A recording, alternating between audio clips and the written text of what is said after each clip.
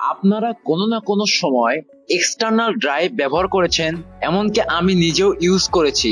আমাদের মাথায় যখন এক্সটার্নাল ড্রাইভের কথা আসে তখন আমরা মনে করি এইচডিডির কথা। বাট আমি রিসেন্টলি খেয়াল করলাম যে এক্সটার্নাল এসএসডি গুলো অনেক সেল হচ্ছে। আবার লোডশেডিং এর কারণে পিসি চালানো খুব কঠিন হয়ে পড়ছে। সেক্ষেত্রে একটা পোর্টেবল এসএসডি থাকলে মোবাইল দিয়েও কাজটা আমরা কিন্তু ফিনিশ করতে পারছি। এই কারণে আমরা পোর্টেবল এসএসডির একটা রিভিউ নিয়ে আসলাম। এসএসডিটির মডেল হচ্ছে Adata Elite SE760। এটা মূলত USB 3.2 Gen 2 SSD। এটার সাইজ 1 টেরাবাইট। সো আপনারা যদি এক্সটার্নাল হার্ড ডিস্ক না কিনে একটা পোর্টেবল এসএসডি কিনেন তাহলে আপনি কি কি বেনিফিট পাচ্ছেন।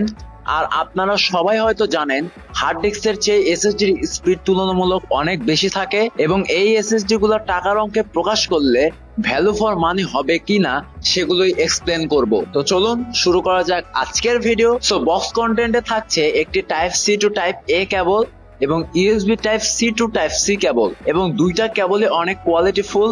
আর কিছু ইউজার গাইড ম্যানুয়াল পাচ্ছেন যেটা ডকুমেন্টের তরফ থেকে। এবার চলে আসি আমরা অ্যাকচুয়াল এসএসডিটা নিয়ে। এই এসএসডিটার কালার ভেরিয়েন্ট একটাই হয়ে থাকে যেটা ব্ল্যাক, এবং এসএসডি গুলোর সাইজ একটা হাতে মুঠোয় নেওয়ার জন্য পারফেক্ট।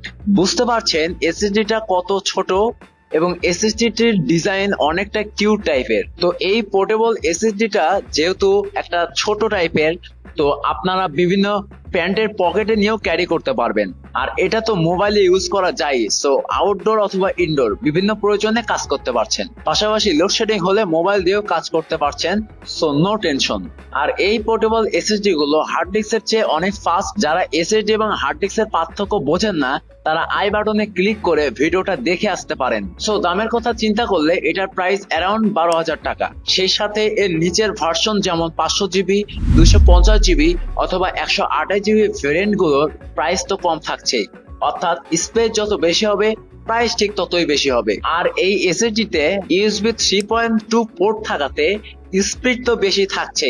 আর এমনিতেও এটা read and write speed 1000 MB per second. আমরা ফোনে এবং কম্পিউটারে টেস্ট করে দেখেছি এবং রেজাল্ট হচ্ছে 1 জিবির ফাইল মোবাইল থেকে এসএসডি তে পার হতে সময় লেগেছে অনলি 2 সেকেন্ড, এবং এসএসডি থেকে মোবাইলে সেম ফাইল 1 জিবির সেম ফাইল ট্রান্সফার করতে সময় লেগেছে আমাদের 10 সেকেন্ড। এখন এই স্পিড কম বেশি হতে পারে, তার একটাই কারণ আপনার ফোনের এক্সটার্নাল স্টোরেজের স্পিড ভালো হলে রিড এবং রাইট স্পিড অলওয়েজ ভালো থাকবে।